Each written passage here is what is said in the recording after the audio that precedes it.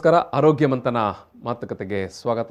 ಇದು ಮಂಗಳೂರಿನ Karnataka Ayurvedic medical college ಮತ್ತು ಆಸ್ಪತ್ರೆ ಅರ್ಪಿಸುವಂಥ ಆರೋಗ್ಯ ಮಂಥನ ಮಾತುಕತೆ. ಇವತ್ತಿನ ಮಾತುಕತೆಯಲ್ಲಿ ಬೇಸಿಗೆಯಲ್ಲಿ ಯಾವ ರೀತಿಯ ಆಹಾರ ಶೈಲಿ ಇರಬೇಕು ಅನ್ನೋ ಬಗ್ಗೆ ನಾವು ಮಾತಾಡಲಿಕ್ಕಿದ್ದೇವೆ. ಈ ಒಂದು ಮಾತುಕತೆಯಲ್ಲಿ ನಮ್ಮ ಜೊತೆಗೆ ಡಾಕ್ಟರ್ ಜ್ಯೋತಿ ಜೋಶಿಯವರು ಭಾಗವಹಿಸ್ತಾ ಇದ್ದಾರೆ. ನಾನು ಡಾಕ್ಟರ್ ಜ್ಯೋತಿ ಜೋಶಿಯವರನ್ನು ಸಮಸ್ತ ವೀಕ್ಷಕರ ಪರವಾಗಿ ಈ ಒಂದು ಮಾತುಕತೆಗೆ ಪ್ರೀತಿಯಿಂದ ಸ್ವಾಗತ ಮಾಡ್ತೀನಿ. ಡಾಕ್ಟರ್ ನಮಸ್ಕಾರ. ಎಸ್, ಡಾಕ್ಟರ್ ಜ್ಯೋತಿ ಜೋಶಿಯವರು ಕರ್ನಾಟಕ ಆಯುರ್ವೇದಿಕ್ ಮೆಡಿಕಲ್ ಕಾಲೇಜ್ ಮತ್ತು ಆಸ್ಪತ್ರೆಯಲ್ಲಿ ಅವರು ಆಯುರ್ವೇದ ವಿಷತಂತ್ರ ಅಂದರೆ ಟಾಕ್ಸಿಕಾಲಜಿ ಅಥವಾ ಆಯುರ್ವೇದಿಕ್ ಪರಿಭಾಷೆಯಲ್ಲಿ ಅಗದ ತಂತ್ರ ವಿಭಾಗದ ಮುಖ್ಯಸ್ಥರಾಗಿ ಕಾರ್ಯನಿರ್ವಹಿಸ್ತಾ ಇದ್ದಾರೆ ಡಾಕ್ಟರ್ ಜ್ಯೋತಿ ಜೋಶಿಯವರು. ಇವತ್ತಿನ ಈ ಮಾತುಕತೆಯಲ್ಲಿ ಬೇಸಿಗೆಯಲ್ಲಿ ನಮ್ಮ ಆಹಾರ ಶೈಲಿ ಯಾವ ರೀತಿ ಇರಬೇಕು, ಯಾವುದನ್ನು ನಾವು ಅತಿಯಾಗಿ ಸೇವಿಸಬಾರದು ಮತ್ತು ಯಾವುದನ್ನು ಸೇವಿಸಬೇಕು, ಅಂದರೆ ನಮ್ಮ ಆರೋಗ್ಯವನ್ನು ಕಾಪಾಡುವ ನಿಟ್ಟಿನಲ್ಲಿ, ಸುಸ್ಥಿರ ಆರೋಗ್ಯವನ್ನು ಕಾಪಾಡುವ ನಿಟ್ಟಿನಲ್ಲಿ ಅಂತ. ಎಸ್, ಈ ವಿಚಾರವಾಗಿ ಡಾಕ್ಟರ್ ಜ್ಯೋತಿ ಜೋಶಿಯವರು ನಮ್ಮ ಜೊತೆಗೆ ಮಾತಾಡ್ತಾರೆ. ಮೇಡಮ್, ನಾನು ಆರಂಭದಲ್ಲಿ ನಿಮ್ಮ ಹತ್ರ ಮಾತನಾಡುವ ಸಂದರ್ಭದಲ್ಲಿ ಕೇಳುವಂಥದ್ದು, ನಾವು ಋತುವಿಗೆ ಅನುಸಾರ ಆಹಾರ ಪದ್ಧತಿ ಯಾಕೆ ಇರಬೇಕು? ತಮಗೆಲ್ಲ ತಿಳಿದಿರುವ ಹಾಗೆ ಶಿಶಿರ, ವಸಂತ, ಗ್ರೀಷ್ಮ, ವರ್ಷ, ಶರದ್, ಹೇಮಂತ ಹೀಗೆ 6 ಋತುಗಳಿವೆ. ಈ 6 ಋತುಗಳಲ್ಲಿ ಹವಾಮಾನದಲ್ಲಿ ಬದಲಾವಣೆ ಆಗ್ತಾ ಇರ್ತದೆ. ಈ ಬದಲಾವಣೆ ಗಾಳಿ, ನೀರು, ಮರಗಿಡಗಳ ಮೇಲೆ ಮಾತ್ರ ಅಲ್ಲದೆ ಪ್ರಕೃತಿಯ ಒಂದು ಬಹುಮುಖ್ಯವಾದಂಥ ಅಂಗವಾದಂಥ ಮನುಷ್ಯನ ದೇಹದ ಮೇಲೆ ಕೂಡ ಆಗ್ತದೆ. ಹೀಗೆ ದೇಹದಲ್ಲಿ ಉಂಟಾಗುವ ಬದಲಾವಣೆಯಿಂದ ಕೆಲವೊಮ್ಮೆ ಆರೋಗ್ಯದ ಸಮಸ್ಯೆಗಳು ಕೂಡ ಕಂಡು ಬರ್ತದೆ. ಹಾಗಾಗಿ ನಮ್ಮ ಆರೋಗ್ಯವನ್ನು ಕಾಪಾಡಿಕೊಳ್ಳೋ ದೃಷ್ಟಿಯಿಂದ ನಮ್ಮ ಆಹಾರ ಶೈಲಿಯಲ್ಲಿ, ಜೀವನ ಶೈಲಿಯಲ್ಲಿ ಕೆಲವೊಂದು ಮಾರ್ಪಾಡನ್ನು ಮಾಡಿಕೊಳ್ಬೇಕಾಗ್ತದೆ. ಈ ಸಂದರ್ಭದಲ್ಲಿ ಈ ಋತುಚರ್ಯೆಯ ಪ್ರಾಮುಖ್ಯತೆಯನ್ನು ಹೇಳುವಂಥ ಒಂದು ಚಿಕ್ಕ ಒಂದು ಸ್ಟೋರಿಯನ್ನು ಹೇಳಲಿಕ್ಕೆ ಇಷ್ಟಪಡ್ತೇನೆ. ಅದೇನಂತೇಳಿ ಹೇಳಿದರೆ, ದೇವತೆಗಳ ವೈದ್ಯರಾದ ಅಶ್ವಿನಿ ಕುಮಾರರು ಒಮ್ಮೆ ನಮ್ಮ ಭೂಲೋಕದಲ್ಲಿ ಆಯುರ್ವೇದ ಪಂಡಿತರಿರ್ತಾರಲ್ಲ, ಅವರ ಜ್ಞಾನವನ್ನು ಪರೀಕ್ಷಿಸಲು ಪಕ್ಷಿಯ ರೂಪದಲ್ಲಿ ಬಂದ್ರಂತೆ. ಇಲ್ಲಿ ಬಂದು ಆಯುರ್ವೇದ ತಜ್ಞರು ಆಚಾರ್ಯ ವಾಗ್ಭಟ್ರು ಇದ್ರು. ಅವ್ರ ಹತ್ರ ಕೇಳಿದ್ರು, ಪಕ್ಷಿಯ ರೂಪ ಅಲ್ಲ, ಹಾಗಾಗಿ ಕೋರುಕ್ ಕೋರುಕ್ ಅಂತ ಕೇಳಿದ್ರು. ಅಂದ್ರೆ ನಿರೋಗಿಗಳು ಯಾರು ನಿಮ್ಮ ಪ್ರಪಂಚದಲ್ಲಿ ಯಾರು ಅಂತ. ಅದಕ್ಕೆ ಆಚಾರ್ಯರು ಹೇಳಿದ್ರಂತೆ, ಹಿತಬುಕ್, ಮಿತಬುಕ್, ಋತುಬುಕ್ ಅಂಡ್ ಕ್ಷುತಬುಕ್ ಅಂತ. ಏನಂತ ಹೇಳಿದ್ರೆ, ಯಾರು ಹಿತವಾದದನ್ನ ತಿಂತಾರೆ, ನಾಲಿಗೆಗೆ ಹಿತವಾದದ್ದಲ್ಲ, ದೇಹಕ್ಕೆ ಹಿತವಾದದ್ದು. ಯಾರು ಮಿತವಾಗಿ ತಿಂತಾರೆ, ಅಂದ್ರೆ ಲಿಮಿಟ್ ಅಲ್ಲಿ ತಿನ್ನೋದು ಅಂತೇಳಿ ಹೇಳಿದ್ರೆ, ಹೊಟ್ಟೆ ತುಂಬ ತಿನ್ನುವ ಕ್ರಮ ಇಲ್ಲ. ಈಗ ನೀವು ಫಂಕ್ಷನ್ ಅಲ್ಲಿ ನೋಡಿದ್ರೆ ಹೋದ್ರೆ ಹೇಳ್ತಾರೆ ಸಾವಕಾಶವಾಗಿ ಊಟ ಮಾಡಿ ಅಂತ. ಅದರ ಅರ್ಥ ಒಂದು ಆರಾಮಕ್ಕೆ ಊಟ ಮಾಡಿ ಅಂತ, ಇನ್ನೊಂದು ಅರ್ಥ ಸ್ವಲ್ಪ ಜಾಗ ಇಡಿ ಅಂತ, ಜೀರ್ಣಕ್ಕೆ ಅನುಕೂಲ ಆಗುವ ಹಾಗೆ. ಇನ್ನೊಂದು ಕ್ಷುತಬುಕ್ ಅಂತೇಳಿ ಹೇಳಿದ್ರೆ ಹಸಿವೆ ಆದಾಗ ತಿನ್ನಬೇಕು. ಇನ್ನೊಂದು ಇಂಪಾರ್ಟೆಂಟ್ ಅಂತ ಹೇಳಿದ್ರೆ, ಪ್ರಮುಖ ಅಂಗ ಅಂತ ಹೇಳಿ ಹೇಳಿದ್ರೆ ಋತುಬುಕ್, ಅಂದ್ರೆ ಋತುಚರ್ಯೆ, ಅಂದ್ರೆ ಋತುಚರ್ಯೆ ತಕ್ಕಂತೆ ಆಹಾರವನ್ನ ಸೇವಿಸಬೇಕು ಅಂತ. ಹಾಗಾಗಿ ಋತುವಿಗೆ ತಕ್ಕಂತೆ ಆಹಾರವನ್ನ ಸೇವಿಸುವುದು ಆರೋಗ್ಯ ಕಾಪಾಡಿಕೊಳ್ಳೋ ದೃಷ್ಟಿಯಲ್ಲಿ ತುಂಬಾ ಇಂಪಾರ್ಟೆಂಟ್. ಎಸ್, ಈಗ ಈ ಬೇಸಿಗೆ ಅವಧಿಯಲ್ಲಿ ಸಾಮಾನ್ಯವಾಗಿ ಯಾವೆಲ್ಲ ಸಮಸ್ಯೆಗಳು ಕಾಣಿಸಿಕೊಳ್ಳುತ್ತೆ ಅಂತ? ಬೇಸಿಗೆಯಲ್ಲಿ ಅಂತೇಳಿ ಹೇಳಿದ್ರೆ, ಸೂರ್ಯನ ಇದು ಕಿರಣಗಳು ತುಂಬಾ ಪ್ರಖರ ಆಗಿರೋದ್ರಿಂದ ಅದು ದೇಹದಲ್ಲಿನ ನೀರಿನ ಅಂಶವನ್ನ, ಕೊಬ್ಬಿನ ಅಂಶವನ್ನ ಹೀರ್ಕೊಳ್ತದೆ. ಹಾಗಾಗಿ ನಮ್ಮ ಆಯುರ್ವೇದದ ಪ್ರಕಾರ ವಾತದೋಷ, ಪಿತ್ತದೋಷಗಳ ಈ ಅಂಶ ಜಾಸ್ತಿ ಆಗಿ ಕಫದೋಷ ಕಡಿಮೆ ಆಗೋದ್ರಿಂದ ಶರೀರದಲ್ಲಿ ಅವರಿಗೆ ನಿಶಕ್ತಿ, ಒಂಥರ ಕೃಶತ್ವ, ಮತ್ತೆ ಮೈ ಕೈ ನೋವು, ತಲೆನೋವು, ಕಣ್ಣು ಕಾಲು ಕೈಗಳೆಲ್ಲ ಉರಿ ಬರುವಂಥದ್ದು, ಮತ್ತೆ ಮೂತ್ರದಲ್ಲಿ ಉರಿ ಬರುವಂಥದ್ದು, ಚರ್ಮದ ಸಮಸ್ಯೆ, ಹೀಗೆ ಮುಂತಾದ ಸಮಸ್ಯೆಗಳು ಕಂಡುಕೊಳ್ತದೆ. ಎಸ್ ಡಾಕ್ಟರ್, ಈಗ ಆಗಿದ್ದರೆ ಈ ಬೇಸಿಗೆಯ ಅವಧಿಯಲ್ಲಿ ನಿಮ್ಮ ಋತುಮಾನದ ಅವಧಿ ಪ್ರಕಾರ, ಲೆಕ್ಕಾಚಾರದ ಪ್ರಕಾರ ಯಾವ ರೀತಿಯ ಆಹಾರ, ತಿಂಡಿ, ಉಪಚಾರ ಸೇವನೆ ಮಾಡಬೇಕು ಅಂತ? ಆಹಾರದಲ್ಲಿ ಅಂತೇಳಿ ಹೇಳಿದ್ರೆ ತುಂಬಾ ಸುಲಭವಾಗಿ ಜೀರ್ಣವಾಗುವಂಥದ್ದು ತಂಪಾದ ದ್ರವ ಪದಾರ್ಥವನ್ನ ಸೇವಿಸಬೇಕು.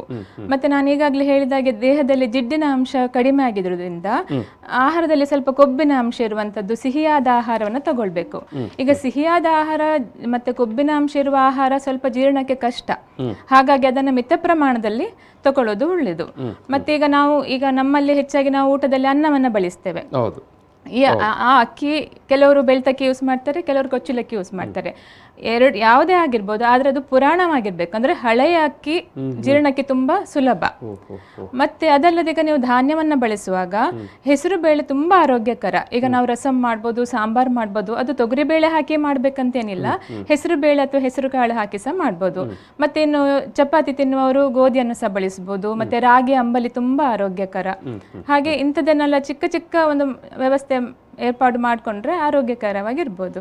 ಯಾವೆಲ್ಲ ಫ್ರೂಟ್ಸ್, ತರಕಾರಿಯನ್ನು ಸೇವಿಸಬಹುದು ಅಂತ? ಫ್ರೂಟ್ಸ್ ಅಂತೇಳಿ ಹೇಳಿದ್ರೆ, ಈ ಋತುವಿನಲ್ಲಿ ಸಿಗುವಂತ ಕಲ್ಲಂಗಡಿ, ತರಬೂಜ, ಬಾಳೆಹಣ್ಣು ಅದನ್ನೆಲ್ಲ ಸೇವಿಸಬಹುದು. ಮತ್ತೆ ಈಗ ಮಾವು ಸಿಗ್ತದೆ, ಮಾವು, ದ್ರಾಕ್ಷಿ, ದಾಳಿಂಬೆ ಸೀಸನಲ್ ಆಗಿ ಸಿಗುವಂತದ್ದು ಅದು ದೇಹಕ್ಕೆ ತಂಪಾಗಿರುವುದಾಗ್ಬೇಕು. ಏನಂತೇಳಿ ಈಗ ಎಳನೀರು ತುಂಬಾ ಆರೋಗ್ಯಕರ ಈ ಬೇಸಿಗೆಯಲ್ಲಿ, ಅದನ್ನು ಸೇವಿಸಬಹುದು. ಮತ್ತೆ ಇದು ಕಬ್ಬಿನ ಹಾಲು ಮತ್ತೆ ತೆಂಗಿನಕಾಯಿಯ ಹಾಲು ಕೂಡ ತಗೊಳ್ಬಹುದು. ಈಗ ನಾವು ನಾರ್ತ್ ಇಂಡಿಯಾದಲ್ಲಿ ಅಂದ್ರೆ ಉತ್ತರ ಭಾರತದಲ್ಲಿ ಇದು ಬಿಲ್ಪತ್ರೆಯ ಒಂದು ಫಲ ಉಂಟು, ಬೇಲ್ ಫ್ರೂಟ್ ಅಂತ ಹೇಳ್ತಾರೆ.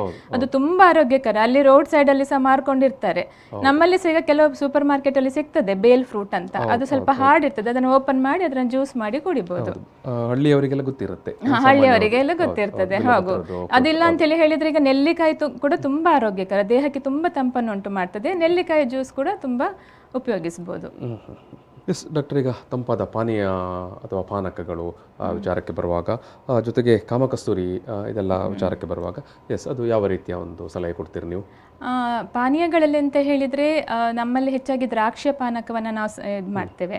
ದ್ರಾಕ್ಷಿಯ ಪಾನಕ ಅಂತೇಳಿ ಹೇಳಿದ್ರೆ ದ್ರಾಕ್ಷಿ, ಫ್ರೆಶ್ ದ್ರಾಕ್ಷಿ ತಗೊಳ್ಬೋದು, ಒಣ ದ್ರಾಕ್ಷಿಯನ್ನು ಸಹ ನೆನೆಸಿ ಯೂಸ್ ಮಾಡ್ಬೋದು. ಅದನ್ನು ಪೇಸ್ಟ್ ಮಾಡಿ ಅದಕ್ಕೆ ಸ್ವಲ್ಪ ರುಚಿಗೆ ದಾಲ್ಚಿನ್ನಿ, ಏಲಕ್ಕಿ ಮತ್ತೆ ಕೇಸರಿಯನ್ನು ಹಾಕಿ ಸ್ವಲ್ಪ ಪಚ್ಚೆ ಕರ್ಪೂರ ತಂಪಿಗಾಗಿ ಅದನ್ನು ಹಾಕಿ ಅದರ ಪಾನಕವನ್ನು ಮಾಡಿ ಕುಡಿಬೋದು. ಇಷ್ಟೆಲ್ಲ ಮಾಡ್ಲಿಕ್ಕೆ ಕಷ್ಟ ಅಂತ ಆದ್ರೆ ಮಾರ್ಕೆಟ್ನಲ್ಲಿ ಲಾವಂಚ ಅಂತ ಸಿಗ್ತದೆ. ಅದು ಬಹಳ ತಂಪು. ಅದನ್ನು ಹಾಕಿ ಏನು ಕಷಾಯ ಏನು ಕುದಿಸ್ಬೇಕಂತ ಏನಿಲ್ಲ, ಅದನ್ನು ಹಾಕಿ ಜಸ್ಟ್ ಒಂದು 2-3 ಅವರ್ಸ್ ನೀರಲ್ಲಿ ಇಟ್ಟು ಆ ನೀರನ್ನ ದಿನವಿಡೀ ಆಗಾಗ ಕುಡಿತಾ ಇದ್ರೆ ದೇಹ ತಂಪಾಗಿರ್ತದೆ. ಲಾವಂಚದ ಬೇರು ಸಿಗ್ತದೆ. ಮತ್ತೆ ಇನ್ನೊಂದು ಇದೆ ಸೋಗದ ಬೇರು ಅಂತ, ನನ್ನಾರಿ ಅಂತ ಕೆಲವರಿಗೆಲ್ಲ ಗೊತ್ತಿರ್ತದೆ. ಅದನ್ನ ಸಹ ಹಾಗೆ ಅದನ್ನ ಬೇರನ್ನು ತಂದು ನಾವು ಮನೆಯಲ್ಲಿ ಕಷಾಯ ಮಾಡಿ ಆರಿಸಿ ಸಹ ಕುಡಿಬಹುದು. ಇಲ್ಲ ಅಂತ ಹೇಳಿದ್ರೆ ರೆಡಿಮೇಡ್ ಮಾರ್ಕೆಟ್ ಅಲ್ಲಿ ಸೋಗದೆ ಬೇರಿನ ಸಿರಪ್ ಅಂತ ಸಿಗ್ತದೆ. ಅದು 1 ಕಪ್ಪಿಗೆ 1 ಚಮಚ ಹಾಕಿ ಕುಡಿಬಹುದು. ಅಂಥದನ್ನೆಲ್ಲ ಪಾನಕ ಆರೋಗ್ಯಕರ ಆಗಿರ್ತದೆ. ಮತ್ತೆ ಏನಂತ ಹೇಳಿದ್ರೆ ಈಗ ನೀವು ಕಾಮಕಸ್ತೂರಿ ಅಂತ ಹೇಳಿದ್ರಿ, ಕಾಮಕಸ್ತೂರಿಯನ್ನ ಈಗ ಸಬ್ಜಾ ಸೀಡ್ಸ್ ಅಂತ ಮಾರ್ಕೆಟ್ ಅಲ್ಲಿ ಸೂಪರ್ ಮಾರ್ಕೆಟ್ ಅಲ್ಲಿ ಸಿಗ್ತದೆ. ಅದನ್ನ ತಂದು ಒಂದು 10 ನಿಮಿಷ ನೆನೆಸಿಡ್ಬೇಕು. ಅದು ನೀರು ಅಬ್ಸರ್ವ್ ಮಾಡಿ ಊದ್ಕೊಳ್ತದೆ. ಅದನ್ನ ನಾವು ಯಾವುದೇ ಪಾನಕಕ್ಕೆ, ಈಗ ನೀವು ನಿಂಬೆ ಶರ್ಬತ್ ಮಾಡ್ಕೊಳ್ಬಹುದು, ದ್ರಾಕ್ಷಿ ಶರ್ಬತ್, ಯಾವುದೇ ಶರ್ಬತ್ತಿಗೆ ಅದನ್ನು ಹಾಕಿ ಸ್ವಲ್ಪ ಉಪ್ಪು ಮತ್ತೆ ಸ್ವಲ್ಪ ಸಕ್ಕರೆ ಹಾಕಿ ಕುಡಿದ್ರೆ ಅದು ಒಳ್ಳೆ ರುಚಿಕರ ಪಾನೀಯ ಆಗಿರ್ತದೆ. ಮತ್ತೆ ಈ ಪಾನೀಯದಲ್ಲಿ ಇಂಪಾರ್ಟೆಂಟ್ ಅಂತ ಹೇಳಿದ್ರೆ ನಾವು ನೀರನ್ನು ಬಳಸುವಾಗ ಇದು ಮಣ್ಣಿನ ಪಾತ್ರೆಯಲ್ಲಿ ಇಟ್ಟ ನೀರನ್ನೇ ಬಳಸೋದು ಒಳ್ಳೆಯದು. ಅದು ದೇಹಕ್ಕೆ ತುಂಬಾ ತಂಪು. ರೆಫ್ರಿಜರೇಟರ್ನ ಪಾನೀಯ ಹೆಚ್ಚು ಹಳೆ ಕಾಲದಲ್ಲಿ ಎಲ್ಲ ಮನೆಗಳಲ್ಲೂ ಕೂಡ ಒಂದು ಮಣ್ಣಿನ ಪಾತ್ರೆ ನೀರಿಗಾಗಿ ಇಡ್ತಾ ಇದ್ರು. ಅದು ತುಂಬಾ ತಂಪು ದೇಹಕ್ಕೆ, ಅದನ್ನು ಉಪಯೋಗಿಸಬೇಕು. ಈಗ ಡಾಕ್ಟರ್, ಈಗ ಅಡುಗೆ ಅಥವಾ ಒಟ್ಟು ನಿಮ್ಮ ದಿನಚರ್ಯ ಇದರಲ್ಲಿ ಯಾವೆಲ್ಲ ಮಸಾಲೆ ಪದಾರ್ಥಗಳನ್ನು ನಾವು ಯೂಸ್ ಮಾಡಬೇಕು ಅಥವಾ ಮಾಡಬಾರದು? ಮಸಾಲೆ ಪದಾರ್ಥಗಳಂತೇಳಿ ಹೇಳಿದ್ರೆ ದೇಹಕ್ಕೆ ಬೇಸಿಗೆಯಲ್ಲಿ ಅಂತೇಳಿ ಹೇಳಿದ್ರೆ ಜೀರಿಗೆ ಮತ್ತೆ ಕೊತ್ತಂಬರಿ ತುಂಬಾ ತಂಪು ದೇಹಕ್ಕೆ. ಜೀರಿಗೆ ಕೊತ್ತಂಬರಿಯನ್ನ ಮಸಾಲೆಯಲ್ಲಿ ನಾವು ಹೆಚ್ಚಾಗಿ ಬಳಸಬಹುದು. ಮತ್ತೆ ಕೆಲವು ದೇಹಕ್ಕೆ ಉಷ್ಣವನ್ನ ಉಂಟು ಮಾಡ್ತದೆ ಅಂತ. ಫಾರ್ ಎಕ್ಸಾಂಪಲ್ ನಿಮ್ಮ ಇದು ಮೆಣಸು ಇರ್ತದಲ್ಲ, ಮೆಣಸನ್ನ ಸ್ವಲ್ಪ ಕಡಿಮೆ ಯೂಸ್ ಮಾಡ್ಬೇಕು. ಮತ್ತೆ ಅಜವಾಯನ ಸಹ ಕೆಲವರು ಮಸಾಲೆಯಲ್ಲಿ ಹಾಕ್ತಾರೆ, ಜಾತಿ ಫಲ, ಅಜವಾಯನ ಎಲ್ಲ ಹಾಕ್ತಾರೆ. ಅದಷ್ಟು ಉತ್ತಮವಲ್ಲ. ಅಂದ್ರೆ ಅದನ್ನು ಬಳಸೋದ್ರ ಸಹ ಮಿತದಲ್ಲೇ ಬಳಸಬೇಕು. ಮತ್ತೆ ಮೆಣಸು, ಹಸಿ ಮೆಣಸಾಗ್ಲಿ ಕೆಂಪು ಮೆಣಸಾಗ್ಲಿ, ಅದಕ್ಕಿಂತ ನಾವು ಕಾಳುಮೆಣಸನ್ನು ಬಳಸೋದು ಉತ್ತಮ. ಅದು ತಿನ್ನುವಾಗ ಖಾರ ಆದ್ರೂ ಸಹ ದೇಹದಲ್ಲಿ ಜೀರ್ಣ ಆದ ಮೇಲೆ ಅದು ತಂಪು ಮಾಡ್ತದೆ. ಹಾಗಾಗಿ ಅಂತ ಮಸಾಲೆ ಪದಾರ್ಥವನ್ನ ಬಳಸಬೇಕು. ಮತ್ತೆ ಅತಿಯಾದ ಖಾರ, ಹುಳಿ ಮತ್ತೆ ಉಪ್ಪಿನ ಪದಾರ್ಥವನ್ನ ಯಾವ ಸೀಸನಲ್ಲೂ ಬಳಸಬಾರದು. ಬೇಸಿಗೆಯಲ್ಲಿ ಪರ್ಟಿಕ್ಯುಲರ್ಲಿ ತಗೊಳ್ಬಾರದು. ಈಗ ಹಾಲಿನ ಉತ್ಪನ್ನಕ್ಕೆ ಬರುವಾಗ ಯಾವುದನ್ನೆಲ್ಲ ಈ ಒಂದು ಬೇಸಿಗೆಯಲ್ಲಿ ಸೇವನೆ ಮಾಡಬಹುದು? ಹಾಲಿನ ಉತ್ಪನ್ನ ಅಂತೇಳಿ ಹೇಳಿದ್ರೆ ನಮ್ಮ ಮೊಸರನ್ನೊಂದು ಬಿಟ್ಟು ಬೇರೆ ಎಲ್ಲ ಹಾಲು ಮತ್ತೆ ಹಾಲಿನ ಉತ್ಪನ್ನಗಳನ್ನ ಎಲ್ಲವನ್ನ ಸಹ ನಾವು ಬೇಸಿಗೆಯಲ್ಲಿ ಉಪಯೋಗಿಸಬಹುದು. ಮೊಸರನ್ನು ಯಾಕೆ ಸೇವಿಸಬಾರದು? ಮೊಸರು ಅಂತೇಳಿ ಹೇಳಿದ್ರೆ ದೇಹದಲ್ಲಿ ಉಷ್ಣತೆಯನ್ನು ಉಂಟು ಮಾಡ್ತದೆ. ಮತ್ತೆ ಜೀರ್ಣಕ್ಕೆ ಸಹ ಕಷ್ಟ. ಯಾಕಂದ್ರೆ ಬೇಸಿಗೆಯಲ್ಲಿ ಸ್ವಲ್ಪ ಲಘು ಆಹಾರವನ್ನ ನಾವು ತಗೊಳ್ಬೇಕಾಗ್ತದೆ. ಯಾಕಂದ್ರೆ ಪಿತ್ತದ ಅಂಶ ಅಂದ್ರೆ ಜೀರ್ಣದ ಅಂಶ ಕಡಿಮೆ ಇರೋದ್ರಿಂದ. ಹಾಗಾಗಿ ಇದು ಮೊಸರನ್ನ ಸ್ವಲ್ಪ ನಾವು ಕಡಿಮೆ ಪ್ರಮಾಣದಲ್ಲಿ ಬಳಸದೇ ಇದ್ರೆ ಉತ್ತಮ. ಹಾಲನ್ನಂತೇಳಿ ಹೇಳಿದ್ರೆ ಈಗ ಬೇಸಿಗೆಯಲ್ಲಿ ಅನಿದ್ರೆ ಸಮಸ್ಯೆ ಹೆಚ್ಚಾಗಿರ್ತದೆ ಜನರಿಗೆ. ಅನಿದ್ರೆ ಸಮಸ್ಯೆ ಇರುವಾಗ ಅವರು ರಾತ್ರಿ ಮಲಗುವ ಮೊದಲು ಎಮ್ಮೆ ಹಾಲನ್ನು ಸಹ ಕುಡಿದು ಮಲಗಬಹುದು ಅಂತ. ಆಕ್ಚುಲಿ ನಮ್ಮ ಆಯುರ್ವೇದದಲ್ಲಿ ದನದ ಹಾಲಿಗೆ ತುಂಬಾ ಪ್ರಾಮುಖ್ಯತೆ. ಅಂದ್ರೆ ಅದು ಒಳ್ಳೇದು, ಅಮೃತದ ಹಾಗೆ ಅಂತ. ಹಾಗಾಗಿ ಆದ್ರೆ ಬೇಸಿಗೆಯಲ್ಲಿ ಅವರಿಗೆ ಅನಿದ್ರೆ ಸಮಸ್ಯೆ ಇದ್ರೆ ಇದು ಎಮ್ಮೆಯ ಹಾಲನ್ನು ಸಹ ಮಾಡಿ ಕುಡಿಬಹುದು. ಮತ್ತೇನಂತ ಹೇಳಿದ್ರೆ ಈ ಮೊಸರು ಇಲ್ಲದವರು ಬೇಜಾರು ಮಾಡ್ಕೊಳ್ಬೇಕಂತಿಲ್ಲ, ಮಜ್ಜಿಗೆಯನ್ನ ಸಹ ಕುಡಿಬಹುದು. ಮಜ್ಜಿಗೆ ತುಂಬಾ ಆರೋಗ್ಯಕರ, ತಂಪು ಕೂಡ. ಊಟ ಆದ್ಮೇಲೆ ಸ್ವಲ್ಪ ತೆಳುವಾದ ಸಿಹಿಯಾದ ಮಜ್ಜಿಗೆಯನ್ನ ಕುಡಿಬಹುದು. ಮತ್ತೆ ದೇಹದಲ್ಲಿ ನಮ್ದು ಕೊಬ್ಬಿನಾಂಶ ಈ ಬೇಸಿಗೆಯಲ್ಲಿ ಸೂರ್ಯನ ಕಿರಣಗಳು ಇದು ಕೊಬ್ಬಿನಾಂಶವನ್ನು ಹೀರ್ಕೊಳ್ಳೋದ್ರಿಂದ ದೇಹದಲ್ಲಿ ಇದು ಕೊಬ್ಬಿನಾಂಶ ಕಡಿಮೆ ಇರೋದ್ರಿಂದಾಗಿ ನಾವು ಮೊಸರಿನ ಬದಲು ತುಪ್ಪ ಮತ್ತೆ ಬೆಣ್ಣೆಯನ್ನು ಸಹ ಬಳಸುವುದು ತುಂಬಾ ಆರೋಗ್ಯಕರ.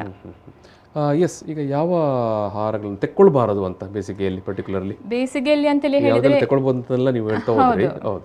ಅಂದ್ರೆ ದೇಹಕ್ಕೆ ಉಷ್ಣತೆಯನ್ನು ಉಂಟು ಮಾಡುವ ಆಹಾರಗಳು ಅಂತೇಳಿ ಹೇಳಿದ್ರೆ ನೀವು ಹುಣಸೆ ಮತ್ತೆ ಸಾಸಿವೆ, ನುಗ್ಗೆಕಾಯಿ, ಅವರೆಕಾಯಿ ಅಂತದನ್ನೆಲ್ಲ ಹೆಚ್ಚಾಗಿ ಬಳಸಬಾರದು. ಮತ್ತೆ ಮೆಂತ್ಯ ಸೊಪ್ಪು ಕೂಡ ದೇಹದಲ್ಲಿ ಸ್ವಲ್ಪ ಉಷ್ಣತೆಯನ್ನು ಉಂಟು ಮಾಡೋದ್ರಿಂದ ಮೆಂತ್ಯ ಸೊಪ್ಪು ಕೂಡ ಅಷ್ಟೊಂದು ಒಳ್ಳೆದಲ್ಲ. ಹೆಚ್ಚಾಗಿ ಉಪ್ಪಿನಕಾಯಿ ಹೆಚ್ಚು ತಿನ್ನಬಾರ್ದು, ಯಾಕಂದ್ರೆ ನಾವು ಉಪ್ಪಿನಕಾಯಲ್ಲಿ ಹೆಚ್ಚಾಗಿ ಇಂಗು ಮತ್ತೆ ಸಾಸಿವೆ ಹಾಕ್ತೇವೆ, ಅದೆರಡೂ ದೇಹಕ್ಕೆ ಉಷ್ಣ ಆಗ್ತದೆ. ಹಾಗಾಗಿ ಅಂಥದನ್ನೆಲ್ಲ ಅವಾಯ್ಡ್ ಮಾಡ್ಬೋದು. ಎಸ್, ಪರ್ಟಿಕ್ಯುಲರ್ಲಿ ಬೇಸಿಗೆಯಲ್ಲಿ ದಿನಚರಿಯಲ್ಲಿ ಏನಾದರೂ ಬದಲಾವಣೆ ಮಾಡಿಕೊಳ್ಳೋ ಅಗತ್ಯತೆ ಉಂಟಾ? ದಿನಚರಿಯಲ್ಲಿ ಅಂತೇಳಿ ಹೇಳಿದ್ರೆ ಬೇಸಿಗೆಯಲ್ಲಿ ಸೂರ್ಯನ ತಾಪದಿಂದ ರಕ್ಷಣೆ ಮತ್ತೆ ವಿಶ್ರಾಂತಿ ಅದೆರಡು ಪ್ರಧಾನ ಸೂತ್ರಗಳು.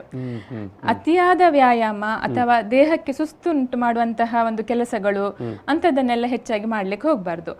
ನಮ್ಮ ಆಯುರ್ವೇದದ ಪ್ರಕಾರ ಮಧ್ಯಾಹ್ನ ಮಲಗುವುದು ಅಷ್ಟೊಂದು ಆರೋಗ್ಯಕರ ಅಲ್ಲ. ಆದ್ರೆ ಬೇಸಿಗೆಯಲ್ಲಿ ಏನಾಗ್ತದೆ, ರಾತ್ರಿ ಶಾರ್ಟ್ ಇರ್ತದೆ, ಅಂದ್ರೆ ಕಡಿಮೆ, ಹಾಗಾಗಿ ಮತ್ತೆ ಸುಸ್ತು ಸಹ ಇರ್ತದೆ. ಹಾಗಾಗಿ ಒಂದು ಅರ್ಧ ಗಂಟೆ ಅಥವಾ 1 ಗಂಟೆ ಮಧ್ಯಾಹ್ನದಲ್ಲಿ ಸಹ ಮಧ್ಯಾಹ್ನ ಮಲಗಬಹುದು. ಸೆಕೆ ಅಂತೇಳಿ ಇಡೀ ದಿನ AC ರೂಮಲ್ಲಿ ಕೂತ್ಕೊಳ್ಳೋದು ಒಳ್ಳೇದಲ್ಲ. ಅಂದ್ರೆ ಸಾಯಂಕಾಲ ಆಗುವಾಗ ಸ್ವಲ್ಪ ಸೂರ್ಯನ ಕಿರಣ ಕಡಿಮೆ ಆಗ್ತದೆ, ತಂಪಾಗ್ತದೆ, ಅವಾಗ ಈವ್ನಿಂಗ್ ವಾಕಿಗೆ ಹೋಗ್ಬೋದು. ಮತ್ತೆ ಈಗ ಬೇಸಿಗೆಯಲ್ಲಿ ಮಕ್ಕಳಿಗೆ ರಜೆ ಇರೋದ್ರಿಂದ ತಂಪಾದ ಪ್ರದೇಶಕ್ಕೆ, ಶೀತಧಾರೆ ಇರುವ ಪ್ರದೇಶಕ್ಕೆ ಮಕ್ಕಳನ್ನ ನಾವು ಕರ್ಕೊಂಡು ಹೋಗ್ಬೋದು. ನಮ್ಮ ಈ ಒಂದು ಬೇಸಿಗೆಯಲ್ಲಿ ಸಾಮಾನ್ಯವಾಗಿ ಒಂದಷ್ಟು ಜನಕ್ಕೆ ಅಥವಾ ಎಲ್ಲರಿಗೂ ಕಾಡುವಂಥದ್ದು ಕೈಕಾಲು ನೋವು, ಕೈಕಾಲು ಉರಿ, ಕಣ್ಣು ಉರಿ ಎಲ್ಲ ಬರುವಂಥದ್ದು. ಇದಕ್ಕೆ ಏನು ಪರಿಹಾರ, ಏನು ಮಾಡಬೇಕು? ದೇಹದಲ್ಲಿ ಅದು ಪಿತ್ತದ ಅಂಶ ಜಾಸ್ತಿ ಆಗಿರೋದ್ರಿಂದ ಕೈಕಾಲುಗಳಲ್ಲೆಲ್ಲ ಉರಿ ಬರುವಂಥದ್ದು, ಕಣ್ಣಲ್ಲೆಲ್ಲ ಉರಿ ಬರುವಂಥದ್ದೆಲ್ಲ ಆಗ್ತದೆ. ಪಿತ್ತದ ಅಂಶ ಅದಕ್ಕಾಗಿ ದೇಹದ ಉಷ್ಣತೆಯನ್ನು ಕಡಿಮೆ ಮಾಡುವಂಥದ್ದು, ಪಿತ್ತವ ಶಮನ ಮಾಡುವಂತಹ ದ್ರವ್ಯಗಳಾದ ನಾನು ಹೇಳಿದ ಲಾವಂಚ, ಅದನ್ನ ನೀರಲ್ಲಿ ಹಾಕಿ ಆವಾಗ ಕುಡಿತಾ ಇರ್ಬೋದು. ಇನ್ನೊಂದಂತೇಳಿ ಹೇಳಿದ್ರೆ ಸೋಗಿದ ಬೇರಿನ ಕಷಾಯ ಸಹ, ಅದು ರೆಡಿಮೇಡ್ ಸಿಗ್ತದೆ ಸಿರಪ್, ಅದನ್ನ ಸಹ ಕುಡಿಬಹುದು. ಇನ್ನೊಂದಂತ ಹೇಳಿದ್ರೆ ಪದಿಮೊಗಮ್ ಅಂತ ಒಂದು ಇದೆ, ನೀವು ಕೇಳಿರ್ಬೋದು. ಅಂತೇಳಿ ಅದು ಚಕ್ಕೆ ಇರ್ತದೆ, ನಮ್ಮ ಇದರಲ್ಲಿ ಸಿಗ್ತದೆ, ಪತ್ರಾಂಗ ಅಂತ. ಅದನ್ನು ತಂದು ಚಕ್ಕೆ ಮಾಡಿ, ಅದರ ಚಕ್ಕೆನ ತಂದು ಸ್ವಲ್ಪ ಕಷಾಯ ಮಾಡಿ ಆರಿಸಿ ಅದನ್ನು ಕುಡಿಯೋದ್ರಿಂದ ದಿನಕ್ಕೆ 3 ಬಾರಿ ಈ ಉರಿಮೂತ್ರದ ಸಮಸ್ಯೆ ಕಡಿಮೆ ಆಗ್ತದೆ. ಇಲ್ಲ ಕಷಾಯ ಮಾಡ್ಲಿಕ್ಕೆ ಸಹ ಕಷ್ಟ ಅಂತ ಹೇಳಿ ಆದ್ರೆ ಅದನ್ನು ಖಾಲಿ ನೀರಲ್ಲಿ ತಂದು ನೆನೆಸಿಡ್ಬೋದು 1-2 ಗಂಟೆ. ಅವಾಗ ಅದು ನೋಡ್ಲಿಕ್ಕೆ ಸಹ ಕೆಂಪಾಗಿ ಚಂದ ಆಗಿರ್ತದೆ, ಕುಡಿಲಿಕ್ಕೆ ಸಹ ತಂಪಾಗಿರ್ತದೆ. ಅಂತ ವ್ಯವಸ್ಥೆ ಮಾಡ್ಬೋದು. ಮತ್ತೆ ಈಗ ಕಣ್ಣುಗಳಲ್ಲಿ ಕೆಲವರಿಗೆಲ್ಲ ಉರಿ ಬರ್ತದೆ, ಅದಕ್ಕೆ ರಾಮಬಾಣ ಅಂತೇಳಿ ಹೇಳಿದ್ರೆ ಕೊತ್ತಂಬರಿ ಬೀಜದ ನೀರು, ಅಷ್ಟು ಸುಲಭ ಮನೆಯಲ್ಲಿ ಮಾಡ್ಕೊಳ್ಬಹುದು. ಏನಂತೇಳಿ ಹೇಳಿದ್ರೆ ಹಿಂದಿನ ದಿನ ಕೊತ್ತಂಬರಿಯನ್ನು ಸ್ವಲ್ಪ ಪುಡಿ ಮಾಡಿ, ಮಿಕ್ಸಿಲೆಲ್ಲ ಹಾಕ್ಬೇಕಂತಿಲ್ಲ, ಪುಡಿ ಮಾಡಿ ನೀರಲ್ಲಿ ನೆನೆಸಿಡುದು, ಬಿಸಿ ಮಾಡ್ಲಿಕ್ಕಿಲ್ಲ. ಬಟ್ ನೆಕ್ಸ್ಟ್ ಡೇ ಮಾರ್ನಿಂಗ್ ಅದನ್ನೇನ್ ಮಾಡ್ಬೋದು, ದಪ್ಪ ಒಂದು ಬಟ್ಟೆಯಲ್ಲಿ ಗಾಳಿಸಿ ಆ ನೀರನ್ನು ಸೋಸಬೇಕು. ಆ ನೀರನ್ನು ಅಂದ್ರೆ ಗಾಳಿಸಿ ಆದ ಮೇಲೆ ಬಂದ ನೀರಿಗೆ ಟವೆಲ್ ಏನಾದ್ರೂ ಅದ್ದಿ ಆ ಟವೆಲ್ ಅನ್ನ ಕಣ್ಣ ಮೇಲೆ ಇಟ್ಕೊಳ್ಬೇಕು. ಆವಾಗ ಎಂಥದೇ ಅಂತ ಉರಿ ಇದ್ರೆ ಸಹ ಅದು ಕಡಿಮೆ ಆಗ್ತದೆ. ಇಷ್ಟು ಸಹ ಮಾಡ್ಲಿಕ್ಕೆ ಅಂತ ಹೇಳಿ ಟೈಮ್ ಇಲ್ಲ ಅಂತ ಹೇಳಿ ಹೇಳಿದ್ರೆ ಮನೆಯಲ್ಲಿ ಈಗ ರೋಸ್ ವಾಟರ್ ಏನಾದ್ರೂ ಇದ್ರೆ ಅದನ್ನ ಸ್ವಲ್ಪ ನೀರಿಗೆ ಹಾಕಿ ಆ ರೋಸ್ ವಾಟರ್ ನಿಂದ ಕಣ್ಣನ್ನು ಸಹ ತೊಳ್ಕೊಂಡ್ರೆ ಆ ಕಣ್ಣಿನ ಉರಿಯ ಸಮಸ್ಯೆ ಕಡಿಮೆ ಆಗ್ತದೆ.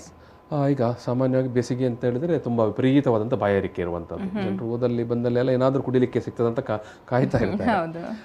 ಏನನ್ನು ಕುಡಿಬೇಕು, ಏನನ್ನು ಕುಡಿಬಾರದು? ಬೇಸಿಗೆಯಲ್ಲಿ ಅಂತೇಳಿ ಹೇಳಿದ್ರೆ ಮುಖ್ಯವಾಗಿ ನೀವು ಹೊರಗೆ ಹೋದಾಗ ನಿಮ್ಗೆ ಬಾಯಾರಿಕೆ ಆದ್ರೆ ಎಳನೀರು ಉತ್ತಮ. ಎಳನೀರನ್ನ ಕುಡಿಬಹುದು.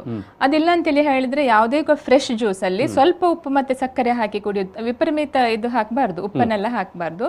ಸ್ವಲ್ಪ ಉಪ್ಪು ಸಕ್ಕರೆ ಹಾಕಿದ ಪಾನಕವನ್ನ ಕುಡಿಬಹುದು.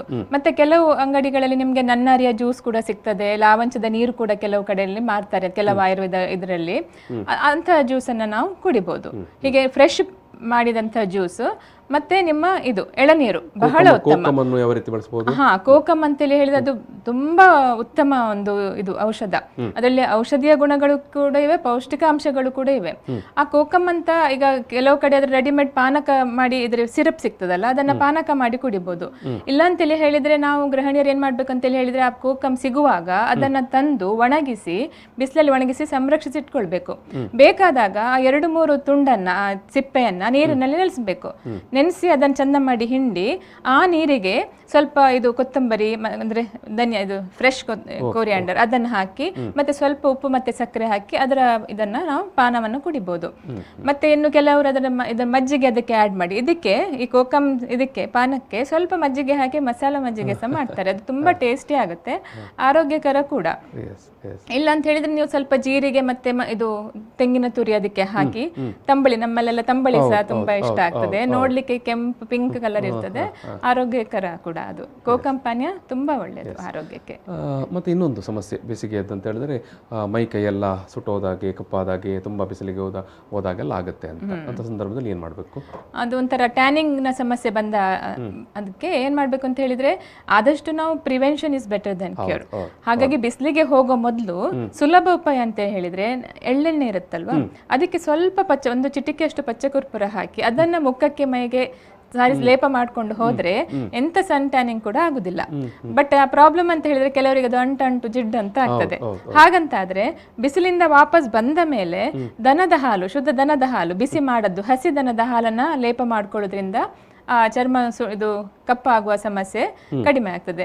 ಇಲ್ಲ ಅಂತ ಹೇಳಿದ್ರೆ, ಈಗ ನಿಮ್ಮ ಮನೆಯಲ್ಲಿ ಈಗ ಗುಲಾಬಿ ದಳ ಇದೆ, ಸಂಪಿಗೆ ಇದೆ, ಅದನ್ನ ನೀರಿನಲ್ಲಿ ನೆನೆಸಿಟ್ಟು ಬಂದ ಕೂಡಲೇ ಆ ನೀರಲ್ಲಿ ಮುಖವನ್ನ ತೊಳೆಯೋದ್ರಿಂದ ಸಹ ನಿಮಗೆ ತಂಪಾಗ್ತದೆ. ಈಗ ಸಾಮಾನ್ಯವಾಗಿ ಮುಖದ ಕಾಂತಿಯನ್ನು ವೃದ್ಧಿ ಮಾಡಲಿಕ್ಕೆ ಮನೆಯಲ್ಲೇ ಮಾಡಿಕೊಳ್ಬೇಕಾದಂಥ ವಿಚಾರಗಳ ಬಗ್ಗೆ ಹೆಚ್ಚಾಗಿ ಮಾತಾಡಿಕೊಳ್ತಾರೆ. ಫೇಸ್ ಪ್ಯಾಕ್ ಮಾಡೋದು ಅಂತ ಯಾವ ರೀತಿ ಮಾಡಬಹುದು ಅದು ಅಂತ ಹೇಳಿದ್ರೆ, ಈಗ ಮನೆಯಲ್ಲಿ ರೆಡಿಮೇಡ್ ಅಂತ ಹಾಲು ಯಾವಾಗ್ಲೂ ಇರುತ್ತೆ ಹಾಲು. ಆ ಹಾಲಿನ ಕೆನೆಗೆ ಸ್ವಲ್ಪ ಅರಶಿನ ಹಾಕಿ ಅದನ್ನ ಲೇಪ ಮಾಡ್ಕೊಂಡ್ರೆ ಸಹ ಉತ್ತಮ. ಇಲ್ಲ ಅಂತ ಹೇಳಿದ್ರೆ, ನಿಮ್ಮಲ್ಲಿ ಈಗ ಇದು ಜೇನುತುಪ್ಪ ಹೆಚ್ಚಾಗಿ ಎಲ್ಲರ ಮನೆಯಲ್ಲಿ ಇರ್ತದೆ. ಈ ಹಾಲಿನ ಕೆನೆ ಮತ್ತೆ ಅರಸಿನಕ್ಕೆ ಸ್ವಲ್ಪ ಜೇನುತುಪ್ಪ ಮತ್ತೆ ರೋಸ್ ವಾಟರ್ ಹಾಕಿ ಕೂಡ ನಾವು ಫೇಸ್ ಪ್ಯಾಕ್ ಮಾಡ್ಕೊಳ್ಬಹುದು. ಇನ್ನು ಕೆಲವು ಮನೆಯಲ್ಲಿ ಇದು ಲೋಳೆ ಸರ, ಎಲೋವೆರಾ ಅಂತ ಇರುತ್ತಲ್ಲ, ಎಲೋವೆರಾ ಅಥವಾ ಬೇವಿನ ಮರ ಎಲ್ಲ ಇರುತ್ತೆ. ಅವ್ರೇನ್ ಮಾಡ್ಕೊಳ್ಬಹುದು ಅಂತ ಹೇಳಿ, ಇದೇ ಹಾಲಿನ ಕೆನೆಗೆ ಅರಶಿನ ಹಾಕಿದ ಮೇಲೆ ಸಮ ಪ್ರಮಾಣದಲ್ಲಿ ಬೇವಿನ ಎಲೆ, ತುಳಸಿ ಎಲೆ ಮತ್ತೆ ಲೋಳೆ ಸರ ಇದನ್ನ ಹಾಕಿ ಒಂದು ಪ್ಯಾಕ್ ಮಾಡಿದ್ರೆ ತುಂಬಾ ಮುಖದಲ್ಲಿ ಕಾಂತಿ ಇದು ಆಗ್ತದೆ, ಹೆಚ್ಚಾಗ್ತದೆ. ಇದೆಲ್ಲ ಸುಲಭ ಉಪಾಯ, ಮನೆಯಲ್ಲಿ ಮಾಡಿಕೊಳ್ಳುವಂಥದ್ದು.